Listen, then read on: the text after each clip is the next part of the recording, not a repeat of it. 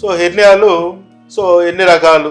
So మనకి రెగ్యులర్గా వచ్చే హెర్నియాలు, సో కింద గజ్జల్లో వచ్చే హెర్నియాలు ఇంగ్వైనల్ హెర్నియాలు అంటారు.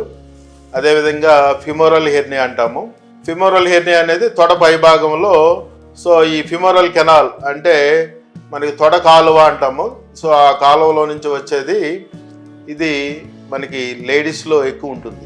ఇంగ్వైనల్ హెర్నియాలు అంటే మనకి ఈ టెస్టిస్కి సంబంధించి రక్తనాళాలు ప్రసరణ వెళ్ళే మార్గము, లేదంటే టెస్టిస్లో తయారైన స్పెర్మ్ని తీసుకెళ్ళి కడుపులోకి తీసుకెళ్లే మార్గంలో ఒక ఇంగ్వైనల్ రింగ్ అని ఉంటుంది. అక్కడ కొంచెం వీక్ అయితే సో మనకి అక్కడి నుంచి ఒక పొర లోపల నుంచి హెర్నియా లాగా ముందుకి పొడుచుకురావడం జరుగుతుంది. దాన్ని ఇంగ్వైనల్ హెర్నియా అంటాము.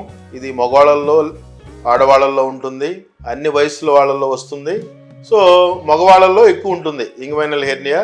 సో అదేవిధంగా ఫిమోరల్ హెర్నియా లేదంటే తొడ పై భాగంలో వచ్చే హెర్నియా అది లేడీస్లో ఎక్కువ ఉంటుంది.